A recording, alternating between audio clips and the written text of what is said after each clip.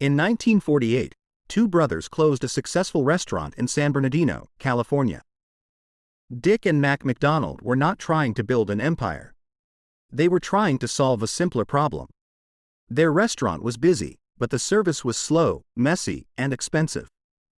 So they shut the doors and started over. On a tennis court, they drew the entire kitchen in chalk. Workers practiced making burgers inside the lines while the brothers watched every movement. Every extra step was removed, and every station was moved again and again. Then rain washed the whole plan away, and they simply drew it again. They thought they were redesigning a kitchen, but they were really redesigning time. To understand why that mattered, we have to go back before McDonald's.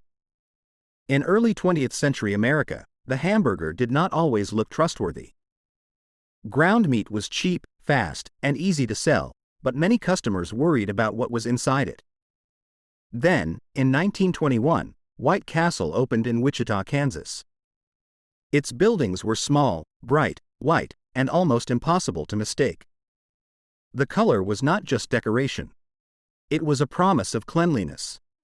Workers wore neat uniforms, kitchens looked controlled. And every burger followed the same basic process. White Castle was selling more than food. It was selling confidence. A customer did not need to know the cook. They only needed to recognize the building. The same sign meant the same burger, prepared in the same familiar way. That idea would become one of the most powerful forces in American food. But trust alone was not enough, because the next revolution would be about speed. By the 1940s, Dick and Mac McDonald were running a popular drive-in restaurant in California. Cars filled the parking lot, car hop rushed between customers, and the menu kept growing. Business was good, but the system was chaotic. The brothers studied their sales and noticed that a small number of items made most of the money. So they made a radical decision.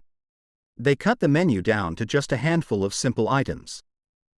They removed car hop and asked customers to walk to the counter.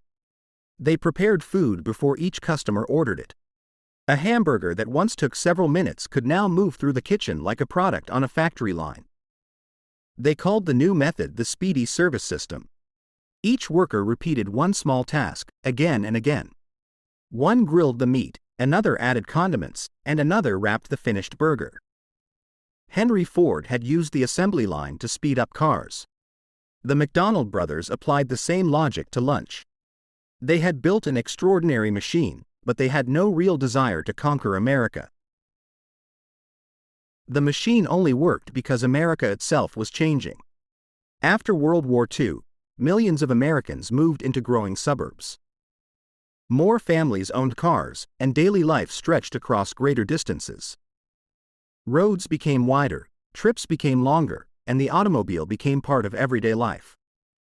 In 1956, the interstate highway system accelerated that transformation. New exits created new places for gas stations, motels, shopping centers, and restaurants.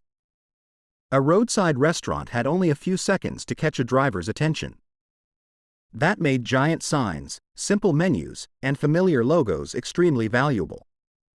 Drivers did not want to gamble on every meal. They wanted something fast, easy, and predictable. Fast food fit the new landscape almost perfectly. The parking lot became part of the restaurant. The car slowly became part of the dining room. America was being built for speed, and fast food was built to serve it. Now all the system needed was someone obsessed with making it repeatable. That person was a milkshake mixer salesman named Ray Kroc. In 1954, Kroc noticed that one small restaurant had ordered an unusually large number of his mixers. He traveled to San Bernardino to see why. What he found was a line of customers moving through a tiny kitchen with remarkable speed. Kroc did not just see a successful restaurant. He saw a system that could be copied. He partnered with the McDonald brothers and began opening franchised restaurants. But copying the sign was not enough. Every location had to deliver the same taste, the same speed, and the same experience. Training became a system, equipment became standardized, and procedures became precise. Even the buildings were designed to be instantly recognizable from the road. In 1961, Kroc bought the company from the McDonald brothers. That same year, Hamburger University was already training operators in the McDonald's method. The real product was no longer just the hamburger. The real product was replication. Once that model proved it could scale, the race began. Burger chains copied the speed, chicken chains copied the system, and pizza chains copied the promise of convenience. Fast food spread because the basic formula could be adapted to almost anything. But the next battle was not fought only in the kitchen. It was fought on television. Restaurants created mascots, jingles, bright packaging, and characters children could recognize instantly. Meals became tied to toys, birthdays, road trips, and family routines. A restaurant could now become part of childhood memory. The golden arches were not just architecture anymore. They were a symbol you could recognize at highway speed. Fast food was learning how to sell familiarity before a customer even saw the menu. By the late 20th century, American chains were spreading far beyond the United States. Local menus changed from country to country, but the system of speed and standardization remained. Fast food had become more than an American meal. It had become an American idea exported around the world. But every system built around speed creates trade-offs. Low prices depend on enormous volume and tightly controlled supply chains. Ingredients must arrive in predictable sizes, shapes, and quantities. Jobs are broken into repeatable tasks so new workers can learn them quickly. Disposable wrappers and cups make service faster, but they also create more waste. Drive-thrus save minutes, but they also tie the meal more closely to the car. Large chains can offer consistency, but they can also make different places feel strangely similar. Cheap, convenient meals solve a real problem for people with limited time and money.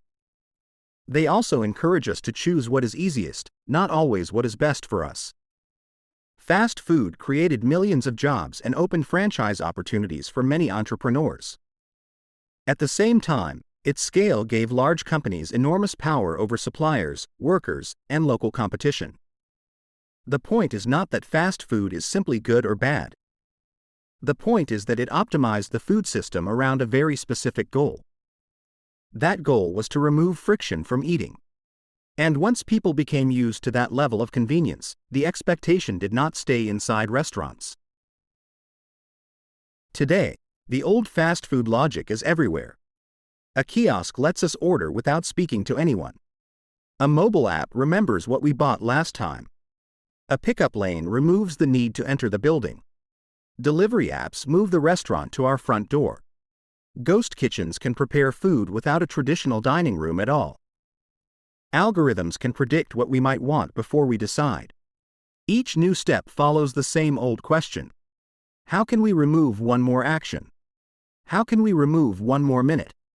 That is the same question the McDonald brothers asked on a tennis court in 1948. We now expect movies instantly, packages quickly, messages immediately, and food on demand. Fast food did not create every part of this culture. But it helped teach us what extreme convenience could feel like. And once we experienced that speed, it became difficult to stop expecting it. Imagine that chalk kitchen on the tennis court one more time. Two brothers are moving imaginary grills and counters by a few feet. They are trying to save steps, seconds, and small moments of effort. They have no idea that the same logic will spread across a continent. They have no idea it will shape highways, brands, work, advertising, and family routines. They have no idea that decades later, we will carry the same idea inside our phones. The McDonald brothers thought they were redesigning a kitchen. In reality, they were helping redesign our expectations. Fast food succeeded because it promised something even more valuable than a cheap meal. It promised us a few minutes back, and food was only the beginning.